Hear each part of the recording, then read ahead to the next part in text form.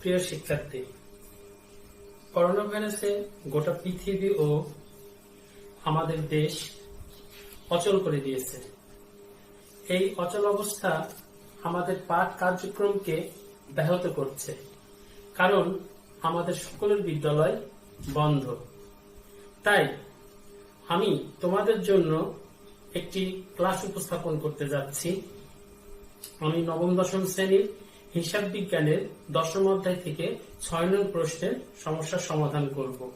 তাহলে আর কথা না বাড়িয়ে চলো আমরা সমস্যাটি সমাধান করি। তোমরা তোমাদের পাঠ্য বইয়েরটি বের করো এবং 6 নম্বর প্রশ্নটাকে খেয়াল করো। 6 নম্বর প্রশ্ন,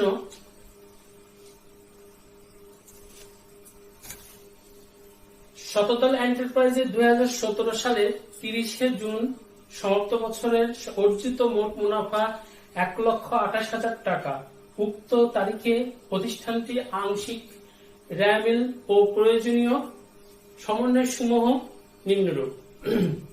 একটি র্যামিল দেওয়া আছে, র্যামিল দেওয়ার পরে কিছু সমন্বয় আছে। সেই সমন্বয় দ্বারা আমরা এখন 3টি প্রশ্ন আছে, সেই 3টি প্রশ্নের সমস্যার সমাধান করব। প্রথম প্রশ্নটি আছে হলো, নির্বিক্রয় 3,56,000 টাকা ধরে বিক্রিত পণ্যের ব্যয় নির্ণয় করো। তো চলো আমরা প্রথম প্রশ্নটি সমাধান করি। আমরা এখানে লিখব 6 ক।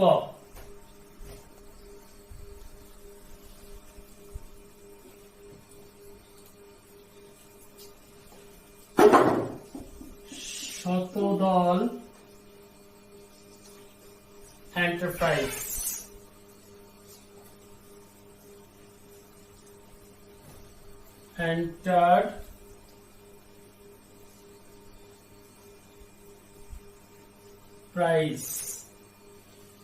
এর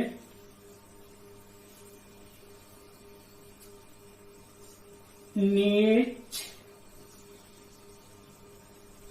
বিক্রয় 3,56,000 টাকা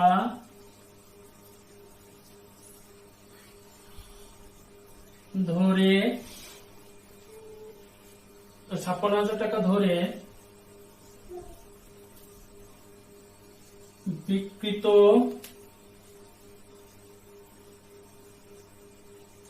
পণ্যের ব্যয় নির্ণয়। এখানে একটি বিষয় উল্লেখ করার আছে, সেটা হচ্ছে কি, এখানে যেহেতু বিক্রিত পণ্যের ব্যয় নির্ণয় করতে বলেছে এবং আমাদের অঙ্কের ভিতরে বিক্রিত পণ্য ব্যয় নির্ণয় করার জন্য আমাদের যে উপাদানগুলো দরকার, দেখো আমাদের র্যামিলের ভিতরে সেই উপাদানগুলো নেই।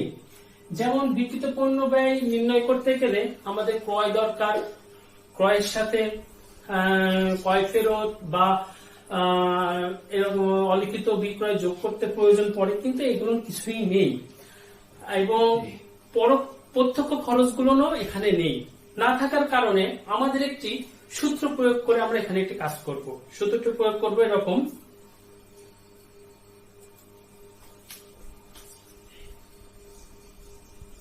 বিক্রিত পণ্যের ব্যয় সমান নেট বিক্রয় বিয়োগ মোট মুনাফা। দেখো শিক্ষার্থীবৃন্দ, দেখো একটা মজার বিষয়, অঙ্কের ভিতরে নিট বিক্রয় এবং মোট মুনাফা, নির্বিক্রয় এবং মোট মুনাফা এই দুটোই আমাদের অঙ্কেতে দেয়া আছে। কিভাবে দেয়া আছে? প্রশ্নের ভিতরে তোমার দেয়া আছে যে 3,56,000 টাকা নির্বিক্রয় ধরে বিক্রিত পণ্যের ব্যয় নির্ণয় করো। তা আমাদের নির্বিক্রয় টাকা আমাদের অঙ্কের প্রশ্নের ভিতরে দেয়া আছে। আচ্ছা, আর অঙ্কের শুরুতে আমাদের বলে দিয়েছে যে মোট মুনাফা 1,28,000 টাকা ধরে উক্ত তারিখে প্রতিষ্ঠানে আংশিক রেয়ার মূল্য প্রয়োজনীয় সমন্বয় সমূহ দেওয়া আছে। তো এখানে আমাদের ব্যাপারটা সহজ হয়ে গেছে। আমরা এখন একটু সমস্যার সমাধানে যাই। নির্বিক্রয়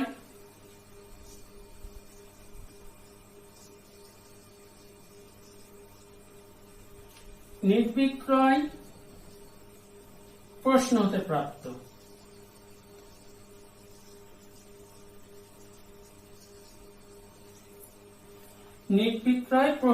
প্রাপ্ত কত? 3,56,000 টাকা।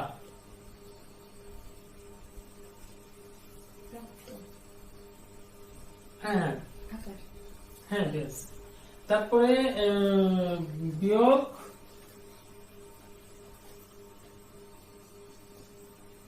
মোট মুনাফা, এটাও প্রশ্নেতে দেয়া আছে। প্রশ্ন হতে প্রাপ্ত কত হাজার টাকা? 1,28,000 টাকা।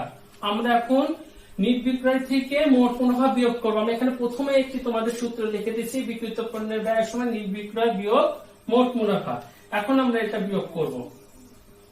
বিয়োগ করে এখানে আমরা লিখবো, বিয়োগ করলে এখানে হয় 2,08,000 টাকা।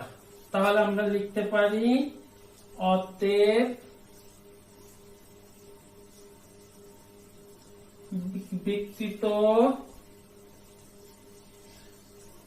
পণ্যের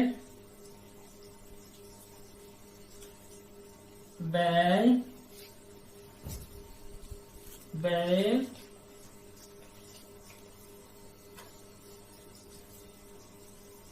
পরিমাণ সমান 2,28,000 টাকা। আশা করি তোমরা ব্যাপারটা বুঝতে পারছো। আমি আর একটু কথা বলে একটু পিছনের দিকে যাই। আমরা এখানে যে সূত্রটা ব্যবহার করছি, বিক্রিত পণ্যের ব্যয় পরিমাণ, পণ্যের ব্যয় নির্ণয়, নির্বিক্রয় বিয়োগ মোট মুনাফা। আমাদের প্রশ্নে নির্বিক্রয় দেওয়া আছে রেয়ামেলের ভিতরে, আর মোট মুনাফা এটাও প্রশ্নের ভিতরে দেওয়া আছে। তাই আমরা লিখছি প্রশ্ন হতে প্রাপ্ত 3,56,000 টাকা এবং এর থেকে 1,28,000 টাকা আমরা বিয়োগ করলাম, বিয়োগ করে পেলাম 2,28,000 টাকা।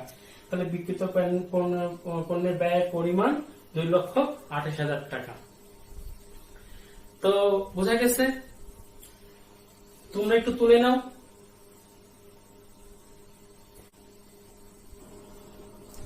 প্রিয় শিক্ষার্থী, এবার আমরা খ নম্বরটা আমরা সমস্যার সমাধান করব।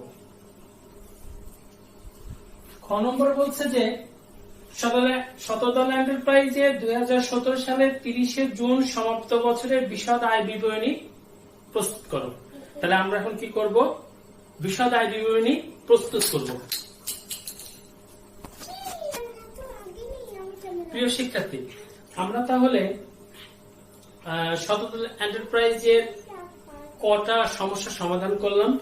এখন আমরা খটা সমাধান করি। তো খতে আমাদের বলছে কি, শতদল এন্টারপ্রাইজের 2017 সালের 30 জুন সমাপ্ত বছরে বিশদ আয় বিবরণী প্রস্তুত করো। তাহলে আমাদের কি করতে বলেছে?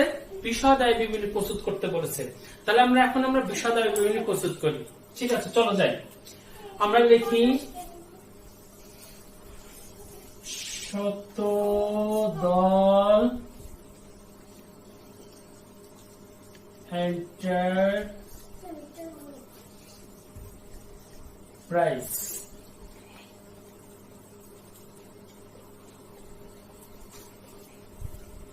তারপরে লিখব বিশদ আয়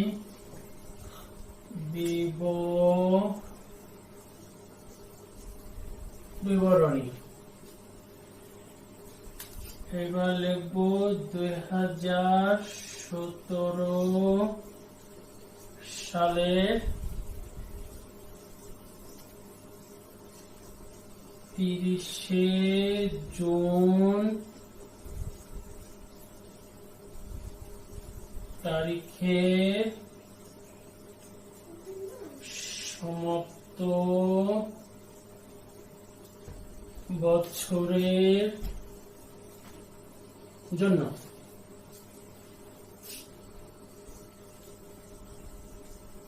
বিবরণ টাকা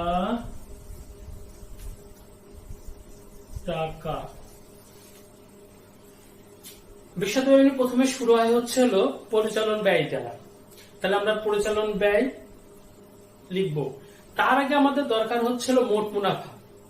আচ্ছা, অঙ্কের ভিতরে তোমাদের আগেই বলেছি মোট মুনাফা দিয়ে দেওয়া আছে। মোট মুনাফা কত দেওয়া আছে? 1,28,000 টাকা দেওয়া আছে। প্রশ্নের শুরুতে সবাই দেখে নাও, প্রশ্নের শুরুতে সুন্দর করে লেখা আছে 1,28,000 টাকা। তাহলে আমরা লিখি মোট মুনাফা। আবার আমরা লিখব প্রশ্ন হতে প্রাপ্ত, শেষের ঘরে লিখবো আমরা 1,28,000 টাকা। এবার বিয়োগ পরিচালন ব্যয়। পরিচালন ব্যয় মধ্যে কি কি আছে? পরিচালন ব্যয়ের মধ্যে দেখো বেতন আছে। আচ্ছা, বেতন তো আমরা লিখবো। বেতন নিয়ে আমাদের কি সমন্বয় কিছু বলা আছে কিনা সেটা আমাদের একটু খেয়াল করতে হবে। তো চলো আমরা একটু সমন্বয়টা একটু দেখে আসি। সমন্বয় কি বলছে দেখো, সমন্বয় বলছে কি যে বেতন সমন্বয়ের ভিতরে বলা নেই, ঠিক আছে, কিন্তু সমন্বয় ব্যাপারটা হচ্ছে র্যামের ভিতরে বেতন ব্র্যাকেটে 6 মাস লেখা আছে। 6 মাসটা আমরা এটা ধরে নেব হচ্ছে বকেয়া, তার মানে 6 মাসের টাকাটা এখনো দেয়নি, তা আমরা 6 মাসের টাকাটা আমরা বকেয়া হিসাবে ধরবো। তাহলে আমাদের অঙ্কটি কত মাসের? 12 মাসের। 12 মাসের যেহেতু অঙ্কটি, সেহেতু আমাদের যেহেতু 6 মাসের দেয়নি, তার মানে 6 মাস বাকি আছে। তাহলে 12 মাসের মধ্যে 6 মাসে যদি 72,000 টাকা দেয়, আর 6 মাস যেহেতু বাকি আছে, তাহলে আবারও 72,000 টাকা হবে। তা আমরা লিখবো বেতন, প্রথম ঘরে লিখবো আমরা বেতন লিখবো 72,000 টাকা যোগ বকেয়া 72,000 টাকা।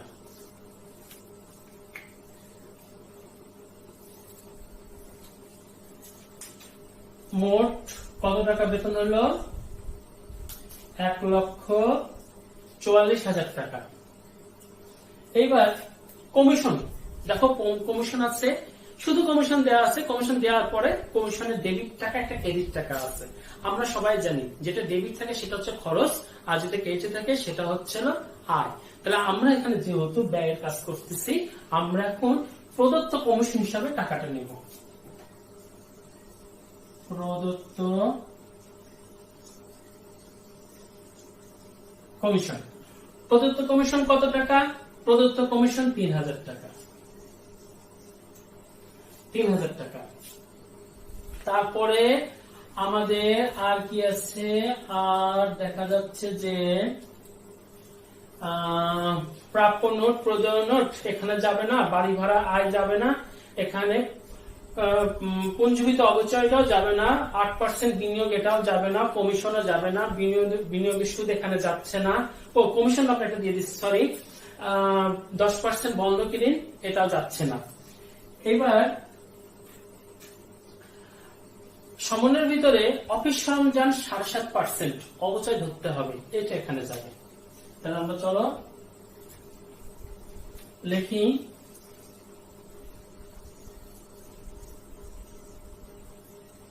অফিস সরঞ্জাম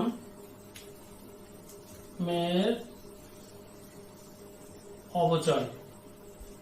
অফিস সরঞ্জামের অবচয় যে টাকা আছে, অফিস সরঞ্জাম রেলের ভিতরে কত টাকা আছে? আছে 2,40,000 টাকা।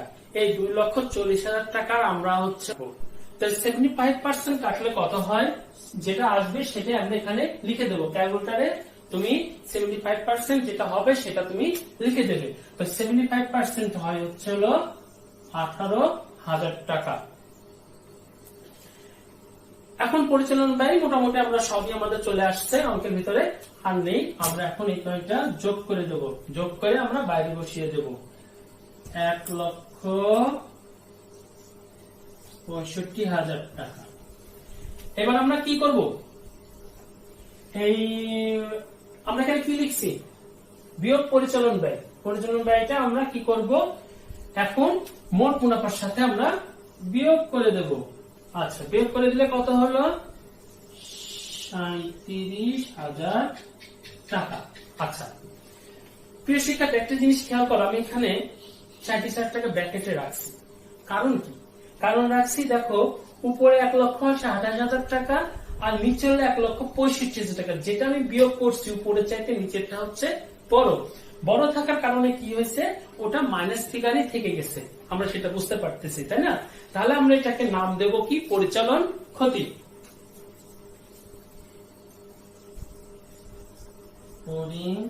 পরিচালন ক্ষতি।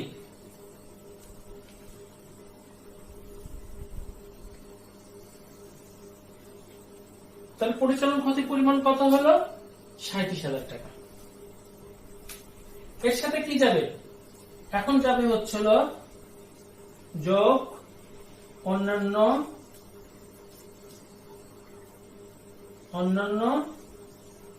আয়। অন্যান্য আয়ের মধ্যে আছে হচ্ছিল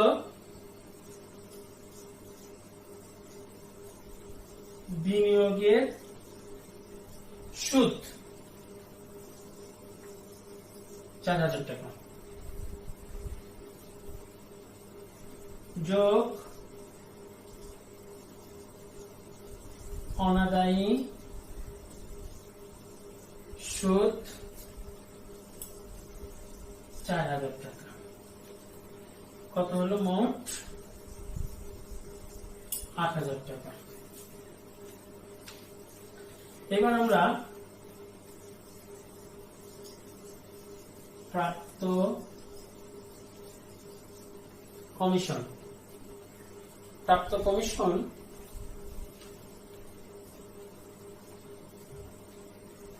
2,000 যোগ অনাদায়ী কমিশন 2,000, মোট কত হাজার, 4,000। তাহলে আমাদের দুটো আসলো। এইবার আসবে বাড়ি ভাড়া। বাড়ি ভাড়া আছে ক্রেডিট পাশে, তাহলে আমরা জানি যেটা ক্রেডিট পাশে থাকে সেটা হচ্ছে আয়। তো আমরা বাড়ি ভাড়াকে আমরা ক্রেডিট পাশে আছে, এবং বাড়ি ভাড়া নিয়ে সমন্বয়ে একটি কথা বলা আছে, তোমার বইটা দেখো। সমন্বয়ে দেখো বলা আছে বাড়ি ভাড়া 2 বছরের জন্য পাওয়া গেছে। বাড়ি ভাড়া কয় বছরের জন্য পাওয়া গেছে, 2 বছরের জন্য। তো যে বছর আমরা অঙ্কটা করি সে বছরের টাকা নিই, এবং বাদ বাকি টাকাটা আমরা কি করব, বাদ দিয়ে দেব। যে বছরের টাকা আমরা সেই বছরের টাকাটাই আমরা শুধুমাত্র নিব। তো এখন বাড়ি ভাড়া আছে হচ্ছে কত, বাড়ি ভাড়া আছে মিলের ভিতরে 6,000 টাকা। তাহলে 6,000 টাকার মধ্যে 3,000 টাকা নেব, আর 3,000 টাকা কি করব, আমরা বাদ দিয়ে দেব। তাহলে আমরা লিখি বাড়ি ভাড়া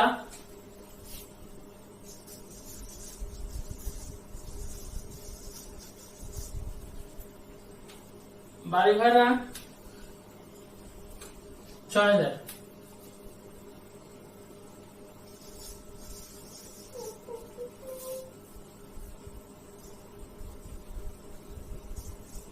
বিয়োগ অগ্রিম 3,000, তাহলে কত হয়, 3,000। আর উপরে তোমার 8,000 আর 4,000 আছে। তাহলে আমরা আয় আমাদের শেষ, তারপর আমরা কি করব, এখন 4000 8000 আমরা যোগ করে 15000 টাকা বসিয়ে দিলাম। আর তোমার উপরে পরিচালন ক্ষতি আছে কত? পরিচালন ক্ষতি আছে 37,000 টাকা।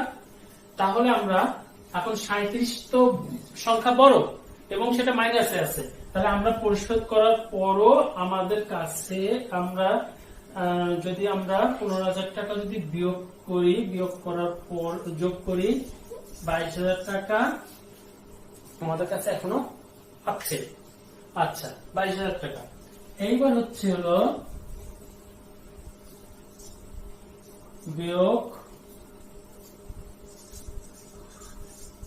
অন্যান্য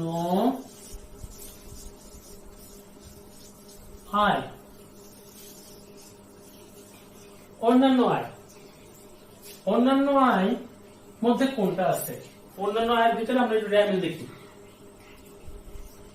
অন্যান্য আয়ের ভিতরে আছে হচ্ছে তোমার শুধুমাত্র বন্ধকি ঋণ আছে 10%। বন্ধকি ঋণ 1/2/2017 একটি তারিখও দেওয়া আছে। টাকার পরিমাণ ক্রেডিটে 1,20,000 টাকা। তো আমরা প্রথমে একটা কাজ করবো, এখানে একটা সমন্বয়ে একটা কাজ করতে হবে। সেটা হচ্ছে কি, বন্ধকি ঋণকে 1,20,000 টাকা 10% কাটবো। কাটবার পরে দেখো অঙ্কটি আমরা মাথার উপরে লিখেছিলাম 30শে জুন। অঙ্কটি 30শে জুনে গিয়ে শেষ হয়েছে। তাহলে 2 মাস অর্থাৎ মানে ফেব্রুয়ারি থেকে আমরা এখন জুনে যাব। তাহলে আমরা আঙুলে গুনতে থাকি ফেব্রুয়ারি, মার্চ, এপ্রিল, মে, জুন। তাহলে কয় মাস হলো? 5 মাস। তাহলে আমরা কি করব, ওই যে 1,20,000 টাকা 10% কাটবো। কাটবার পরে যে টাকাটা হবে সেই টাকার 12 দিয়ে ভাগ 5 দিয়ে গুণ। ঠিক আছে, আমরা এটা পরে নোট আকারে আমরা একটু দেখিয়ে দেবো। আমি নোট আকারে পরবর্তীতে আমি এটা দেখিয়ে দেবো, এটা বিনিয়োগটা আমি দেখাই দেবো। আচ্ছা, তাহলে আমরা এখন দেখে আসি। অন্যান্য আয়ের মধ্যে আছে হচ্ছে হলো বন্ধকি ঋণের সুদ। বন্ধকি ঋণের সুদ আমরা এখন তাহলে বললাম কি, তোমরা একটু ক্যালকুলেটর দরকার হলে অঙ্কটি দেখো। প্রথমে নাও 1,20,000 টাকা গুণ 10%, কত হলো? 12,000 টাকা। তুমি 12 দিয়ে ভাগ দাও, ভাগ দিয়ে 5 দিয়ে গুণ দাও। 12,000 কে 12 দিয়ে ভাগ দিলে হয় কত? 1,000 টাকা করে। আর 5 দিয়ে গুণ দিলে হয় কত? 5,000 টাকা। তাহলে বিনিয়োগের সুদের বন্ধকি ঋণের সুদের পরিমাণ কত হলো? 5,000 টাকা। তাহলে বন্ধকি ঋণের সুদ হলো 5,000 টাকা। শিক্ষার্থী, তোমরা কি বুঝতে পারছো বিষয়টা? আশা করি বুঝতে পারছো। এবং তোমরা চেষ্টা করো, আর এটা নোট আকারে আমি লাস্টে আমি দেখিয়ে দেবো কিভাবে এটা ক্যালকুলেশন করে বা কিভাবে ক্যালকুলেটর করতে হয়, সেভাবে আমি একটু দেখিয়ে দেবো। আচ্ছা, বন্ধকি ঋণের সুদের পরিমাণ হচ্ছে হলো 5,000 টাকা। তাহলে এখন এখানে 22,000 টাকা থেকে আমি 5,000 টাকা কি করবো? এবার অঙ্কটি কি অঙ্ক? বিয়োগ অঙ্ক। কিন্তু এটাও দেখো তোমার, এটাও তুমি দেনার খাতে আসো, এটাও তুমি দেনার খাতে আসো।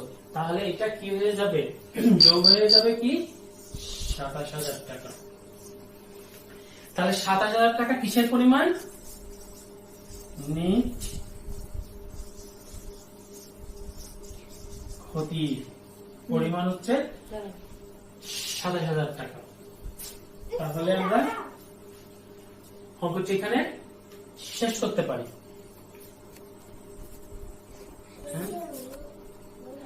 তো আজকে আমরা ক এবং খ সমস্যার সমাধান করলাম। গ থাকলো, এই গটি আমরা আগামী ক্লাসে সমস্যা সমাধান করব। যেটা বলছে কি, যে নিট ক্ষতি 27,000 টাকা ধরে হিসাবকাল শেষ তারিখে আর্থিক অবস্থা নিরূপণ করো। তাহলে আমরা এটা বিষয় বিবরণী শেষ হলো, আর্থিক অবস্থা বিবরণী আমরা সামনের ক্লাসে শেষ করব। আশা করি শিক্ষার্থী তোমাদের এই ক্লাসটি অনেক উপকারে আসবে। এটা একটি খুব গুরুত্বপূর্ণ অঙ্ক। এখানে বেশ সমন্বয়ের কিছু কাজ আছে। হ্যাঁ, তোমরা বাসায় বেশি করে অনুশীলন করবে, খাতায় এগুলো দেখে তুলে নেওয়ার চেষ্টা করবে। হ্যাঁ, বাড়িতে করবে। কোনো সমস্যা হলে আমার ডিসক্রিপশন বক্সে ফোন নাম্বার থাকবে, ফোন নাম্বারটা দিয়ে তুমি আমাদের সাথে কন্ট্যাক্ট করতে পারো। ধন্যবাদ, ভালো থেকো সবাই।